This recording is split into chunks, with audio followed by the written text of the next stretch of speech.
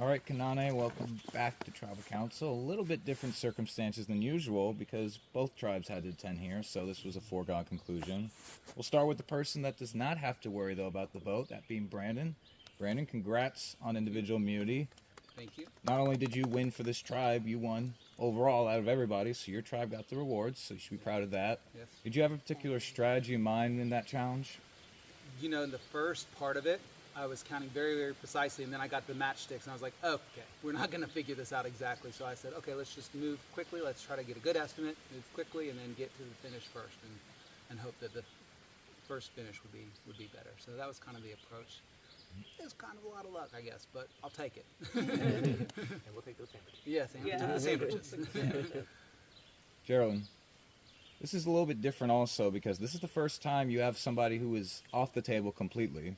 So does Brandon being immune give him any sort of power or influence?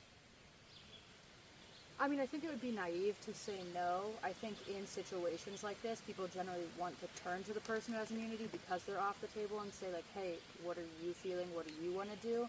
But I feel like we have been trying to patch some things up since the last tribal, and I think we're all kind of in agreement on what's going to happen to an extent. But I don't think necessarily it felt like today Brandon was wielding a lot of power. I do want to unpack because very interesting tribal council last night, to say the least. Isaiah, you were pretty vocal before y'all went up to vote. You talked about you thought the tribe was making the wrong decision and you were going to stick by what you were going to do. Was there any sort of commentary or pushback on that when you got back to camp? I wouldn't say there wasn't much pushback. I think that for those who were outside of the vote, I think all of us got a chance to talk to them, and we let them, speak their part, and we spoke our part, and then we kind of just let the rest, let the rest of the night kind of like go on, and didn't really push and try to get something out of them because obviously there was a lot of emotion behind that vote, and it's never fun being blindsided. So we just let the night go on, and then this morning got to talk to everyone got to talk to everyone and really kind of come back together as a united tribe, and I don't feel like there was much backlash in that situation. Shay, you were pretty vocal as well, saying that you thought the vote was between you and Sam. You ended up getting some votes. So what was that like going back to camp and trying to move forward, knowing that a couple of these people did write your name down? It wasn't necessarily hard going forward. I did want to talk to them and understand like why I was out with them. And once they kind of explained it to me, I understood. And I would hope they would understand why I made the move that I made. Obviously, I wasn't a part of you guys. Nina, when you have a vote like that, where everyone is not on the same page, what impact does that have on the unity of the tribe? I think, props to them. It was a great move to circumvent and go around what we thought was happening. And I think in terms of working together on challenges, it doesn't affect how we work together that way. I think, we're all really big fans of Survivor, and we all know that there can be alliances, there can be like voting blocks, there can be trust clusters, all of these different versions of groupings that can be different every single vote, and you just go with the flow, and I don't know, we'll see what happens this time, and maybe it will be different yet again. Rob, when I was asking Nina her questions, she said how the vote went away we didn't expect, and she was looking at you, so I take it you did not anticipate what happened last tribal? No, I definitely was not expecting that, and it never feels good to be left out of the vote. And I was super salty last night going back, you know, and I went to bed, but got up this morning, and you know, it's a new day, and you know, I tried to speak to everyone and you know, apologize for you know being a little bit grumpy the night before, and to see where we were at today, and you know, today like I want to leave this vote with like feeling solid with the people that like I've talked to, and for me like I understood why they didn't tell me about the vote yesterday, and you know, voting the same way today to me like rebuilds that trust and makes me feel like going into a swap or a merge that we can be like a solid group, and like that's the most what I'm looking for today. Sam, Rob's talking about it's really important for this group to come back together and be united for the future, but there's so little to go off in this game when it comes down to the vote. So how much of the last vote do you think is going to have an impact on this one?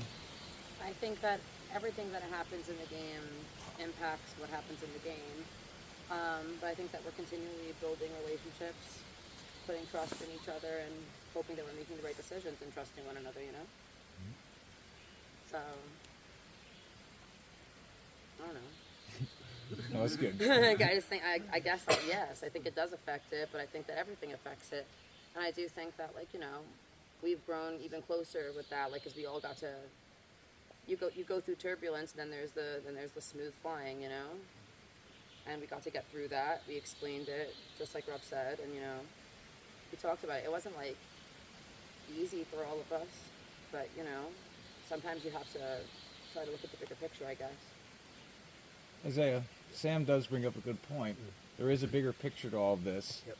There's two different ways this can go. You can focus on this is where we're at in the game, this tribe, these people. Right. There's also planning ahead for the future. Right. So what do you think the tribe should focus on, right here, right now, or planning for the future?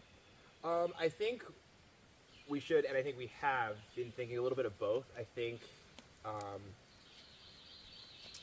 yeah, I think it's been a good mix. I think we're looking at the right here, right now, when it comes to all of our personal relationships and how we see all of our, I guess, individual games, which then leads into thinking about the future of the game and the possibilities that could be thrown at us. Like, I don't think really any of us expected to walk into a double immunity, double tribal this morning. I think we all expected to walk into a swap, which, you know, hey, surprise, because that's what this game's going to do. It's going to throw curveballs at you at any time. So I think that's why it's important to think about the right here, right now at all times, because you never know what's going to get thrown at you, but you'd be naive to not think at least a little bit ahead of the future. Mm-hmm. Another thing, Brandon, that's in play are those beads that you got in the beginning of the game. So as we're on day 4 now, nearly halfway through, what is the talk still about beads as they relate to the game? Yeah, I mean the beads are definitely a curveball. I think there's part of a lot of the conversations I've had about the beads that are, let's save these until we move into a swap situation or into a merge where we can use that to benefit the whole tribe. There's obviously the opportunity to use those beads in these stages too, and so that's part of the reason why we do have to blindside from time to time, for fear that those beads will be used before we get to that merge stage. Okay. And Geraldine, there's so many conversations that have between this group of people, that group of people. A lot gets heard, but a lot of it gets missed as well.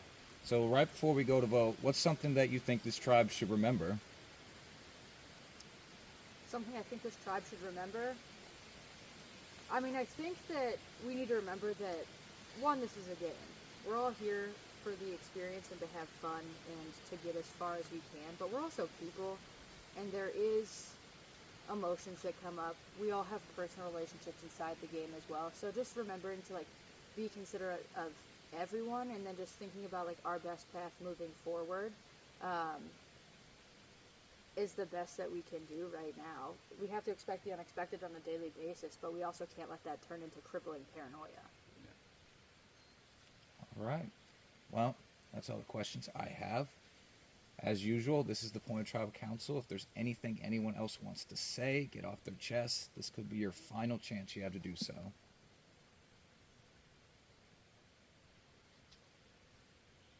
Okay, talking time is done. I'm gonna let them get the booth and we'll get started. What? The little things.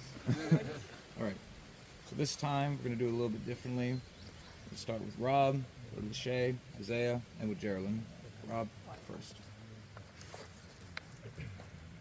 Nina.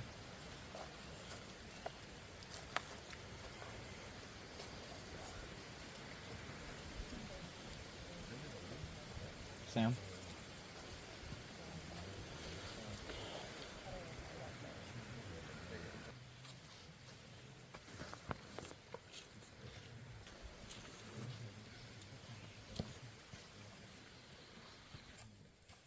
Brandon.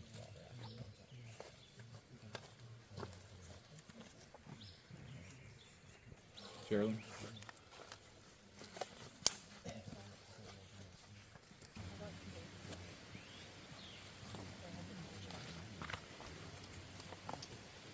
All right, I will read the votes.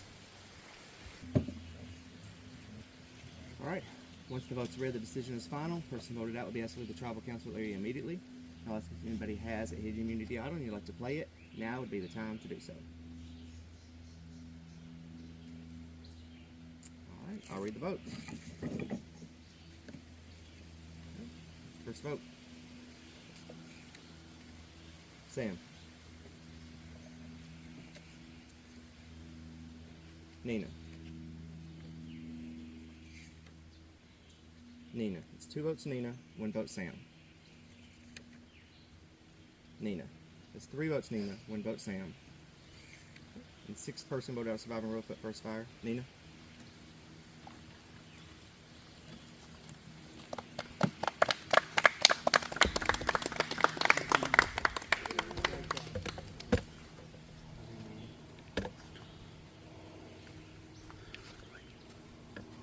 Nina. That was spoken. But you will have a chance to get back in this game. You head out this way. Thanks. Bye, Nina. Love you. Okay, so you just got voted out. What's the reaction? I mean, it sucks. It doesn't feel good, but it wasn't a blindside. I knew it was me. I pleaded every case that I had. I gave it every conversation I could. I did everything I could to stay.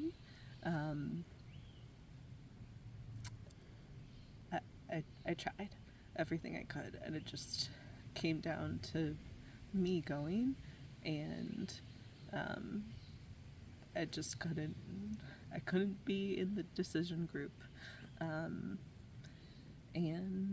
now I'll go to redemption and come back, hopefully. And it just sucks, but you know, it wasn't a blindside. I had people telling me the whole time that where my name was in consideration or not, and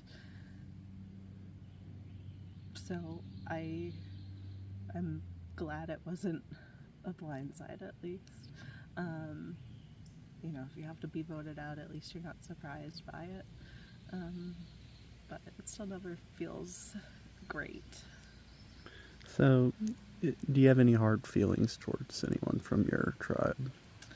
I don't have any hard feelings towards anyone, but I think I'm the most confused and upset about the fact that Sam was going around telling people that I hate her, and I just don't understand where that's coming from. And then I've been nothing but nice to her and considerate of her and her feelings.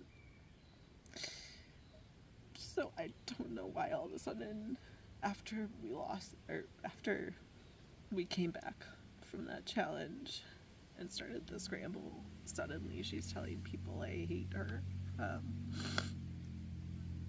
I still don't have any ill will towards that. I'm just very confused by it. And then after the decision was finally made to actually vote me out, everybody started looking for Wood except for me and Sam. And I told her, it was like, they told me it's me, you're fine. And she's like, well, I don't know. I still don't believe it until tribal. I wish we could have connected better. And I'm like, I thought we connected really well. So that just leaves me really confused. Is there anyone you're rooting for from your old tribe? I'm really rooting for Jerry Lynn. I think she's playing a really good game. I hope that she gets listened to. I gave her my bead, so she can hopefully do something with that. A lot of passion on display here, a lot of heart here. Can you just dive into what this experience has meant to you?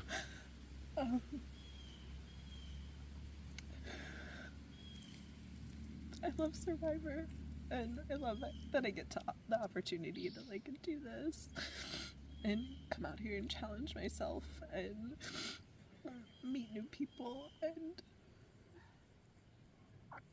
this tribe and these people are wonderful people and really supportive.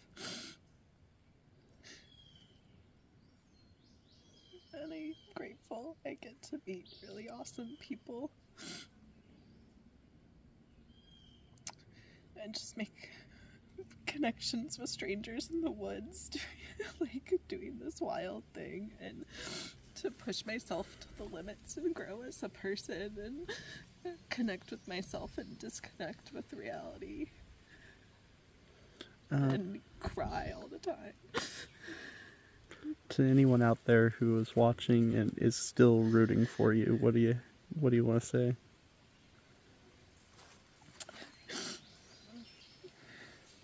Thank you if you're still rooting for me. It's always great to have hands on my back, and I appreciate it.